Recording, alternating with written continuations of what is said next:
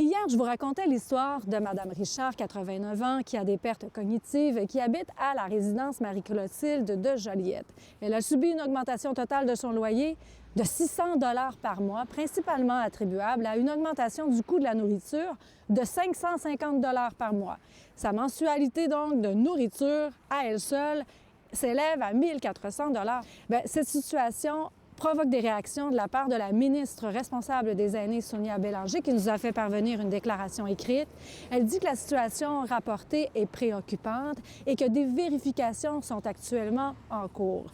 Elle rappelle qu'il existe plusieurs centres d'aide d'accompagnement aux plaintes pour les aînés qui désirent se présenter devant le tribunal administratif du logement et qu'il est important que des proches ou encore des intervenants soient là pour les soutenir. Les autorités de la santé de Lanaudière abondent à peu près dans le même sens et rappellent que oui, les résidences pour aînés peuvent ajuster leur prix, mais que ça doit se faire en respect de l'inflation et que s'il y a de l'insatisfaction, les aînés doivent se plaindre.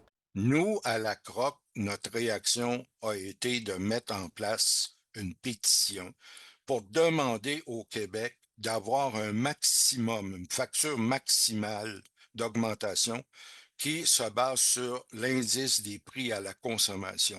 Si la personne avait contesté dans le mois, possiblement que ce ne serait pas la même chose aujourd'hui pour eux. Elle aurait probablement gagné, c'est ça. Absolument, absolument. Le propriétaire de la résidence Marie-Clotilde de Joliette s'appelle Salvatore Migliara.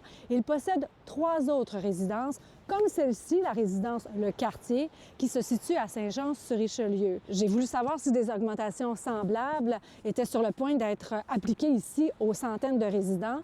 Pour l'instant, il semble que non. On voudrait respecter les règles, c'est-à-dire augmentation de 5,9 % du loyer et de 6,7 % des services. Sauf que pour les aînés ici, c'est vraiment inquiétant. La nouvelle méthode de calcul du tribunal administratif du logement, ça représente des augmentations de centaines de dollars pour certains. Et on le sait, les aînés ne peuvent pas augmenter leurs revenus. J'ai parlé, entre autres, à une dame qui vit ici depuis 5 ans. Elle payait pour son garage 95 $ à l'époque. Et là, on prévoit donc l'augmenter à 170. Donc, elle veut se départir de sa voiture.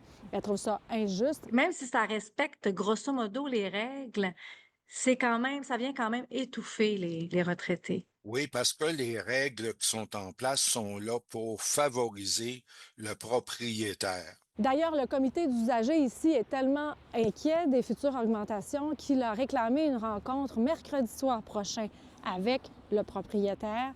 D'ailleurs, Salvatore Migliara n'a toujours pas retourné nos demandes d'entrevue.